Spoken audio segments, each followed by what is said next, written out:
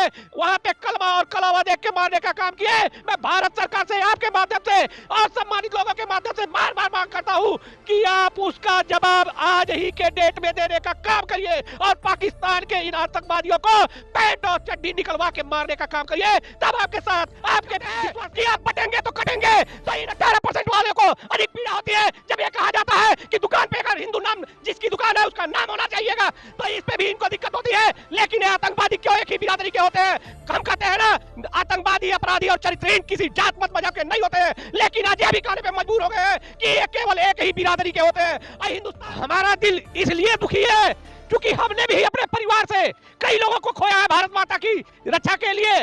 तो मैं इस बात को बखूबी जानता हूं कि जिस परिवार के साथ बीता होगा उसके दिल पे क्या बीत रहा होगा। और मैं मांग करता हूं भारत सरकार से, उत्तर प्रदेश की सरकार से, उन आतंकवादियों के घर में घुस के जिस तरह से उरी स्ट्राइक करने का काम किया गया, उसी तरह पाकिस्तान को नाको चना चबवाने पे मजबूर करना होगा। तब ये भारत की सनातनी जनता आपके कदम से टलवाने वाले हैं। यही क्यों आतंकवाद के साए में आते हैं? क्यों नहीं हिंदुस्तान की जितनी भी जनता या किसी भी धर्म की रहती हो, चाहे वो हिंदू रहता हो, सिख रहता हो, ईसाई रहता हो या पासवान रहता हो, हरिजन रहता हो, उनको कोई पीड़ा नहीं होती है। अगर ये प्रधानमंत्री को सीधा चैलेंज है, जिस कश्मीर की बात हम लोग कहते थे खुले मंच से और खुले चैनलों से कहते थे कि हमने 370 हटाया, 35 से हटाया और नोटबंदी से इन आतंकवादियों का कमर तोड़ने का काम किया, आज वो आतंकवादी फिर कैसे पनपे हैं? इसका मतलब है हिंदुस्तान सरकार को चैलेंज करने का काम करते हैं। और मैं मांग करता हूं भारत सरकार से, भारत के गृह मंत्री से, भारत के रक्षा मंत्री जी से मांग करता हूं कि इन आतंकवादियों को मिट्टी में मिलाने का किया है। और मारने के बाद आप कहते हो कि जाके मोदी को बताना। मैं मोदी जी से कहना चाहता हूं कि पूरा भारत देश आज एक मत है और आपको उस आतंकवादियों ने खुले रूप से चैलेंज किया है और आपको ही नहीं 140 करोड़ की जनता को चैलेंज किया है। जो अपने आप को एक हिंदू संगठित सरकार कहती थी, अपने आप को 370 हटाने पर आतंकवाद मुक्त कहती थी, नोटबंदी करने पर आतंकवाद मुक्त कहती थी कश्मीर जाइए और खुशहाली से घूम कर आइए, आपको कुछ नहीं होने वाला है। क्या उस सरकार ने कहीं ना कहीं अपने आप में गलती की है कि आज उसी आतंकवाद ने बढ़ावा आया है, उसी आतंकवाद ने हमें उसी तरह से पैंट खोल कर मारा जाएगा, हर तरह से धर्म पूछ कर मारा जाएगा? क्योंकि सब लोग कहते थे आतंकवाद, जिहाद और इस दंगाइयों का कोई जात नहीं होता, लेकिन मैं आपके इस चैनल के माध्यम से दावे के साथ कहता हूं कि आतंकवाद का एक ही जात होता है और एक ही धर्म होता है। सरकार क्या हम लोग कुछ बात नहीं मानते नहीं है, डरते नहीं है, इसलिए चढ़ करके पैंट खोल खोल के मारा है। उसने आम नागरिक को नहीं मारा, उसने मोदी सरकार को मारा है। या तो पूरा मोदी सरकार की कैबिनेट इस्तीफा दे या पाकिस्तान पे हमला करे। घूमने गया, कल को मैं घूमने जाऊंगा तो मेरे अंदर भी एक डर का माहौल होगा। क्या भारतवासी कल से कोई कश्मीर कोई पहलगाम जाएगा? ये युद्ध की भूमि है। मैं इस देशवासियों को कहना चाहता हूं, मैं तो आपसे आपके चैनल के माध्यम से मैं यहाँ तो नहीं कर सकता, मैं एक देश का यूं, मेरे अंदर जितना आक्रोश भरा है, मैं यहाँ अगर नहीं रहता, मैं पहलगाम में रहता, मैं कब का बंदूक उठा। जम्मू कश्मीर के पहलगाम मुद्दे को लेके, घटना को लेके, जिस तरह से पहलगाम में आतंकवादियों ने घटना को अंजाम दिया, जिस तरह से निहत्थे हिंदुओं पर वार किया, भाषा नहीं पूछी, जाति नहीं पूछी, राज्य नहीं पूछा, धर्म पूछा और जैसे ही ये पता चला कि वो हिंदू हैं, उनको गोलियों से भून दिया। कितना समय मिला होगा? पहलगाम जो जगह थी जहां पर सैलानी घूमने गए थे, पर्यटन के दृष्टि से घूमने गए थे, बताया ये जा रहा है कि एक तरफ महिलाओं को उन आतंकवादियों ने किनारे किया, एक तरफ पुरुषों को किनारे किया और फिर उनसे उनका धर्म पूछा और जैसे ही ये पता चला कि उनका धर्म हिंदू है, गोलियों से भून दिया। जो खबर आ रही है 26 से 27 लोगों की मौत हो गई है और पूरा भारत जैसे ही ये खबर उनको पता चली दहल गया। निराशा का भाव है, आंदोलित है, जगह जगह कैंडल मार्च निकाले जा रहे हैं और केंद्र सरकार से ये मांग हो रही है कि सबक सिखाया जाए, सबक ऐसा कि आतंकवादी भारत का नाम सुन के सहम जाए, डर जाए, भारत की तरफ देखना तो दूर, सपने में भी अगर भारत का नाम आ जाए तो वो कांप जाए। मोदी से यही भारत की मांग है, भारत की जनता की मांग है। क्योंकि जब एक महिला थी, जब उनके पति को उन्होंने मारा तो उस महिला ने कहा कि अब हम जी कर क्या करेंगे, तो उस आतंकवादी निर्लज्ज हरामी हरामखोर ने कहा कि मैं तुम्हें छोड़ता हूं, जाकर मोदी से ये सारी घटना बता देना। तो वो बस मोदी से नहीं कह रहा था,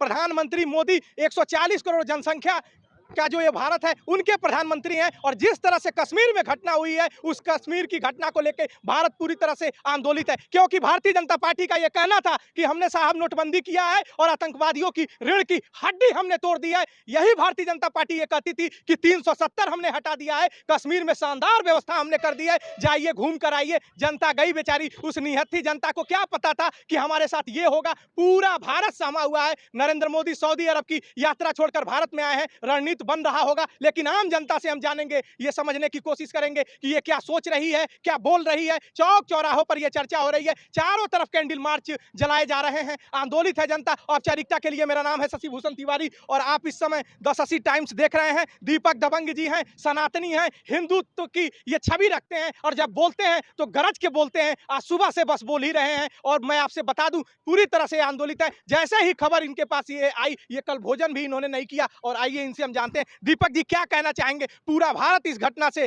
पूरी तरह से आहत है। भारत में जिस तरह की घटना घटी है, पहले तो जिस परिवार के साथ ये घटना घटी है उस परिवार के साथ हमारी संवेदना है।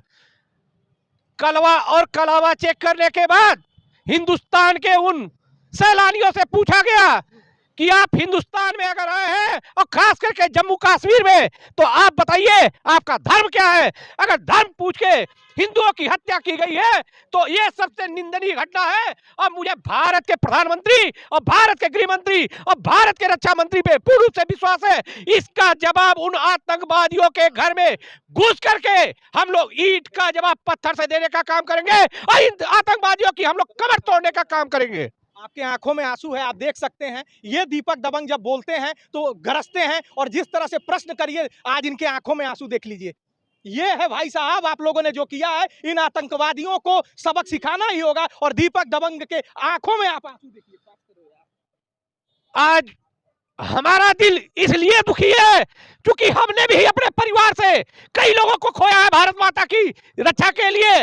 तो मैं इस बात को बखूबी जानता हूं कि जिस परिवार के साथ बीता होगा उसके दिल पे क्या बीत रहा होगा। और मैं मांग करता हूं भारत सरकार से, उत्तर प्रदेश की सरकार से, उन आतंकवादियों के घर में घुस के जिस तरह से उरी स्ट्राइक करने का काम किया गया, उसी तरह पाकिस्तान को नाक को चना चबवाने पे मजबूर करना होगा। तब ये भारत की सनातनी जनता आपके कदम से कदम मिला के चलने का काम करेगी। ये मेरे परिवार की घटना नहीं है। यहाँ आप देख लीजिए, आप जाते हैं कश्मीर में, डल झील में घूमने जब जाते हैं तो यहाँ वहां ये नहीं पूछते हैं आप किस जात के हैं, किस मजहब के हैं, और वहां आप शूट करते हैं। उसकी आर्थिक कमाई जो होती है उससे हिंदुस्तान के लोगों को फायदा होता है, ना कि मेरे परिवार को फायदा होता है, ना कि जो वहां बहन बेटी मरी होंगी उनके परिवार को ही केवल फायदा होता होगा।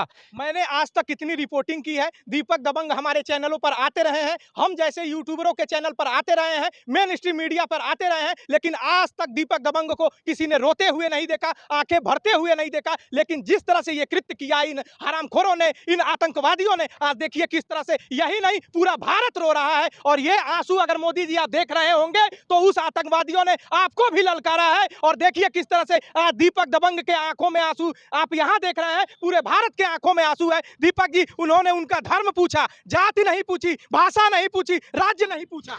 ये बताइए, हिंदुस्तान में रहने वाला व्यक्ति बार बार ये जो 18% आबादी वाले हैं, ये ही क्यों आतंकवाद के साए में आते हैं? क्यों नहीं हिंदुस्तान की जितनी भी जनता यहाँ किसी भी धर्म की रहती हो, चाहे वो हिंदू रहता हो, सिख रहता हो, ईसाई रहता हो या पासवान रहता हो, हरिजन रहता हो, उनको कोई पीड़ा नहीं होती है। अगर ये काम करने का काम किया है तो केवल इस मुस्लिम भाइयों ने किया है। और इसका मैं जवाब भारत सरकार से मांगना चाहता हूँ, उस परिवार के लोगों को न्याय दिलवाना चाहता हूँ। और भारत के प्रधानमंत्री को सीधा चैलेंज है, जिस कश्मीर की बात हम लोग कहते थे खुले मंच से और खुले चैनलों से कहते थे कि हमने 370 हटाया, 35 से हटाया और नोटबंदी से इन आतंकवादियों का कमर तोड़ने का काम किया, आज वो आतंकवादी फिर कैसे पनपे हैं? इसका मतलब है हिंदुस्तान सरकार को चैलेंज करने का काम करते हैं। और मैं मांग करता हूं भारत सरकार से, भारत के गृह मंत्री से, भारत के रक्षा मंत्री जी से मांग करता हूं कि इन आतंकवादियों को मिट्टी में मिलाने का काम किया जाए।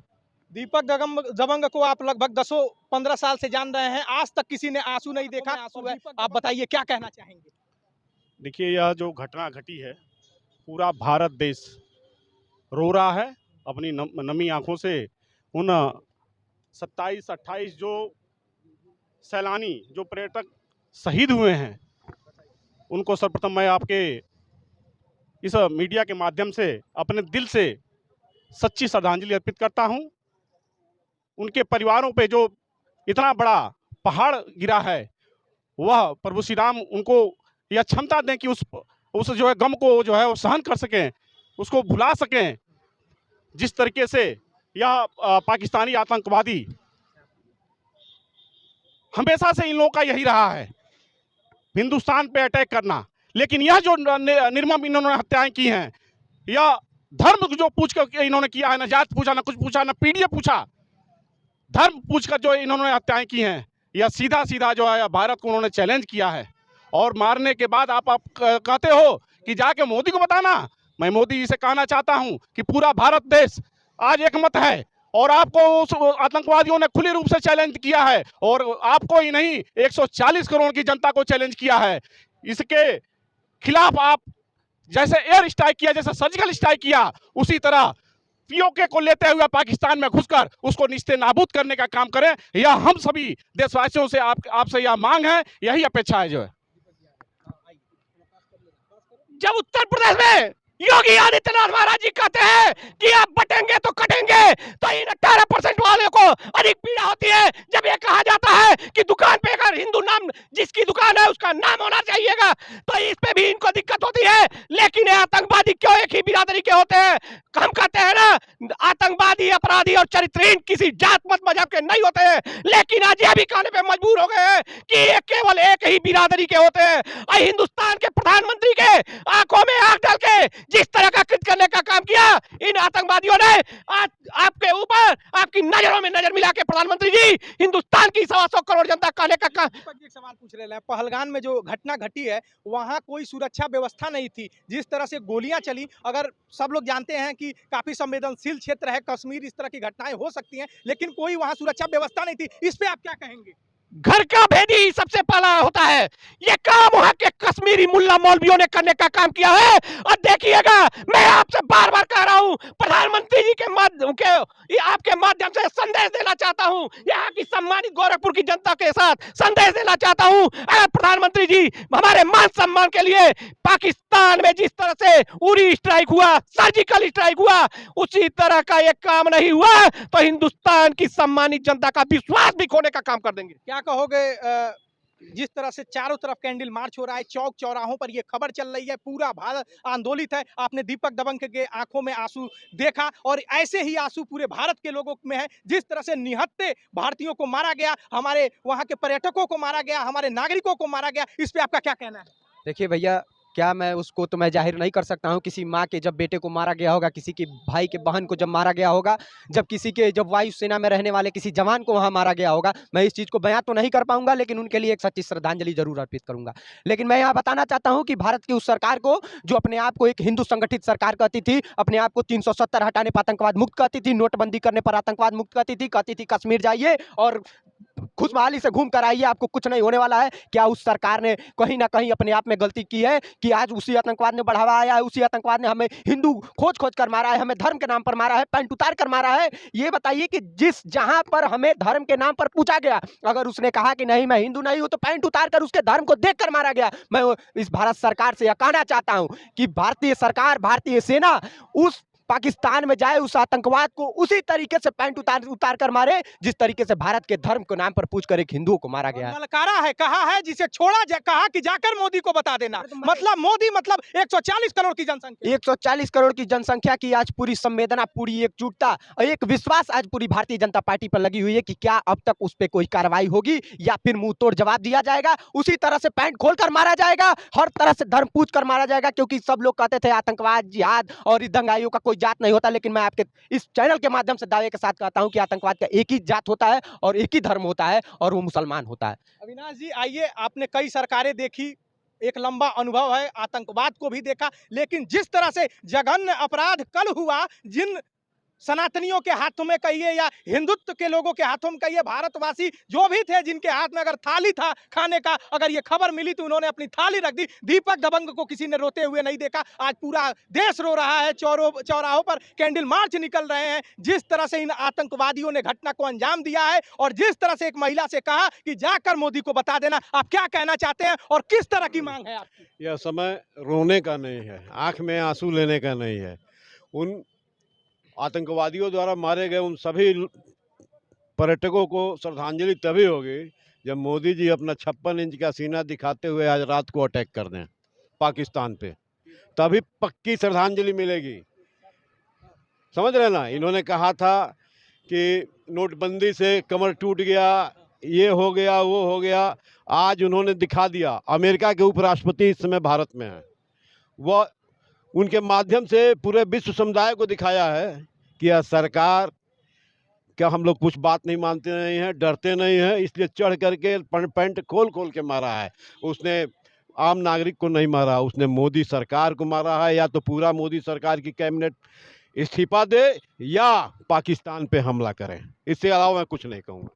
भारत के मैं उन युवाओं, इन देशवासियों को मैं कहना चाहता हूं कि यह भारत की युद्ध की भूमि है, जहां कुरुक्षेत्र है, जहां महाभारत हुआ। यह कैंडल निकालने की भूमि नहीं है, यहां युद्ध करने की भूमि है। और मैं उस सरकार से सुरक्षा के नाम पर मैं उनसे प्रश्न पूछना चाहता हूं कि जिस ये रामजी लाल सुमन के यहाँ जब सुरक्षा की बात आई तो वो सरकार में ना होते हुए भी एक व्यंग टिप्पणी के बाद भी उनके यहाँ 6 लेयर की सिक्योरिटी पीएससी के जवान तैनात कर दिए गए। और बताइए कि जिस कश्मीर में हमेशा आग उबलता रहता है, जहाँ पीओके है, जहाँ एलओसी है, जहाँ पाकिस्तान बगल में है, बांग्लादेश बगल में है, चीन बगल में है, वहाँ हमेशा ये एक दंगा की सुविधा बनी रहती है, एक हमेशा आतंकवाद का कोई भी असर जग सकता है, आग लग सकती है। वहाँ अपनी सुरक्षा नहीं दिया। जिस अखिलेश यादव की जब सुरक्षा की बात आई तो डबल एसपीजी की सुरक्षा बढ़ा दी गई। बताइए पहलगाम जैसे इस आतंकवाद जैसी जगह में बताइए कि एक सुरक्षाकर्मी, एक सिक्योरिटी वाला नहीं दिखा, एक सुरक्षाकर्मी नहीं दिखा, एक सेना का लोग नहीं। क्या भारतीय सरकार इतनी भी हाथ खोल के बैठ गई है कि वो पहलगाम और कश्मीर जैसी जगह पे सुरक्षा का क्षेत्र ना बढ़ा सके?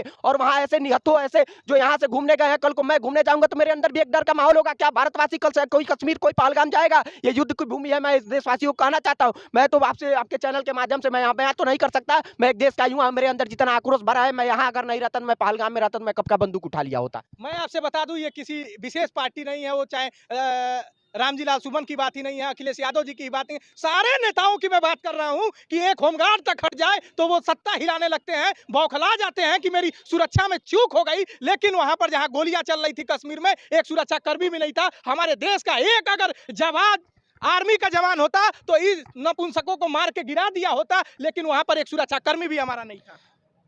जब हिंदुस्तान में राजनेताओं की बात आती है तो उनको सबसे ज्यादा सुरक्षा देने का काम किया जाता है। और जिस कश्मीर में हर 2 घंटे बाद बमबारी और गोलीबारी होती है पाकिस्तान जैसे निकम्मों के, वहां से उस जगह पे हिंदुस्तान के पर्यटक जाते हैं, वहां पे एक भी जाबाज हिंदुस्तान का नहीं दिखाई देता है। तो सबसे पहले तो मैं जम्मू कश्मीर सरकार के एलजी जी को आपके माध्यम से यह कहना चाहता हूं कि इतनी बड़ी चूक हुई कैसे? अगर वहां हिंदुस्तान का कोई रणबांकुरा भारतीय सेना का से होता तो इन नपुंसकों को उसी पैंट और चड्डी उतरवा के उनकी भाषा में जवाब देने का काम करता। और मैं कहना चाहता हूं, उस परिवार के साथ जो संवेदना है उसको मैं बयान नहीं कर सकता, क्योंकि मेरे भी परिवार से, मेरे भी गांव से आज 3 लोग मारे गए हैं। तो उस दर्द को मैं समझ सकता हूं, उस पीड़ा को समझ सकता हूं। लेकिन वहां के जो निकम्मे 18% आबादी वाले, ये मुस्लिम बिरादरी के,